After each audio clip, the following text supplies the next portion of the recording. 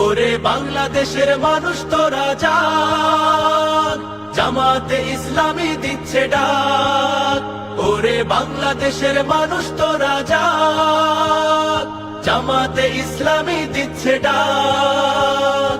চল চল চল চল চল চল চল রে চল রে চল, চল রে চল রে চল। আমার ভাইয়ার বোনের খুনে পিচ ঢালা পথলাল, স্বজন হারা শোকের মিছিল চলবে কতকাল। নিরাপদে ফিরবো ঘরে সেই অধিকার চাই। সালাম রফিক বরকতেরা আজ জেগেছে ভাই।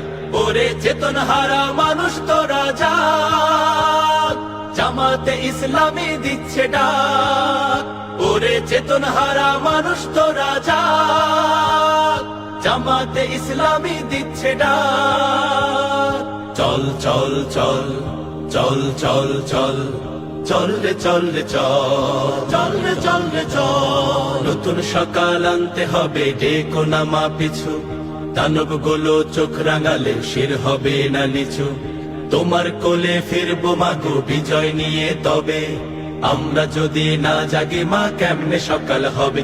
ওরে বাংলাদেশের মানুষ তোরা জাগ, জামাতে ইসলামী দিচ্ছে ডাক। ওরে বাংলাদেশের মানুষ তোরা জাগ, জামাতে ইসলামী দিচ্ছে ডাক। চল চল চল চল চল চল, আন্দোলনের শপথ নিলাম মৃত্যুকে নাই ভয়। ভয়ে আমাদের জীবন যাবে নইলে হবে জয়।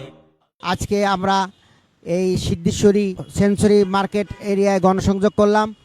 আমরা মানুষের সাথে মত বিনিময় করেছি, তাদের সাথে আমরা কথা বলেছি, তাদের প্রশ্নের উত্তর দিয়েছি, তাদের পরামর্শ নিয়েছি। প্রিয় ভাই এবং বন্ধুগণ, সবার আকাঙ্ক্ষা হচ্ছে দেশে একটি বৈষম্যহীন একটি সমাজ কায়েম তারা দেখতে চায়। দেশে কোনো চাঁদাবাজি থাকবে না, দুর্নীতি থাকবে না, একটি শান্তিপূর্ণ একটি পরিবেশ বিরাজ করবে, এটাই সবার আকাঙ্ক্ষা। এখানকার ব্যবসায়ীরা নিরাপত্তা চায়, ব্যবসায়ীরা স্বাচ্ছন্দ্যে ব্যবসা করতে চায়। এই ধরনের পরিবেশ তারা রাজনীতিবিদদের কাছ থেকে চায়।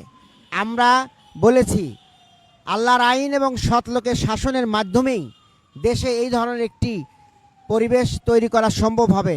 আল্লাহর আইনের ভিত্তিতে সৎ লোকের শাসন যদি আমরা কায়েম করতে পারি, তাহলে এখানে কোনো চাঁদাবাজি থাকবে না, দুর্নীতি থাকবে না, এখানে শৃঙ্খলা ফিরে আসবে, অর্থনীতির চাকা বেগবান হবে এবং মানুষ শান্তিতে বসবাস করবে। প্রিয় ভাই এবং বন্ধুগণ, এই জন্য আমাদেরকে আরও কঠোর পরিশ্রম করতে হবে। আমরা সকল মানুষের দ্বারে দ্বারে যাইতে হবে, আমাদেরকে মানুষের কাছাকাছি যাইতে হবে, মানুষের বিভিন্ন সহযোগিতামূলক কাজে অংশগ্রহণ করতে হবে। তাহলে মানুষের মন জয় করা সম্ভব হবে। আর সকল মানুষ যদি ঐক্যবদ্ধ হয়, আমরা 5ই আগস্টে দেখেছি, ঐক্যবদ্ধ হলে সেই জাতিকে কেউ মাথা নত করতে পারে না। যত জুলুম এবং নির্যাতনই হোক না কেন, কোনো নির্যাতনে এই সকল কাজ সফল হয় না যদি সবাই ঐক্যবদ্ধ হয়। আমরা আশা করছি এই জাতি ঐক্যবদ্ধ হবে এবং একটা পরিবর্তন আনবে এবং আল কোরআনের সৌন্দর্য ছড়িয়ে দিবে এবং সেই সৌন্দর্যে এই দেশ উদ্ভাসিত হবে।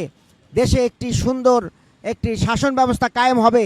আর সেই কাজ করার জন্য আমরা দৃঢ় প্রতিজ্ঞ। আমরা সবাইকে এই কাজে সহযোগী হিসেবে নিচ্ছি।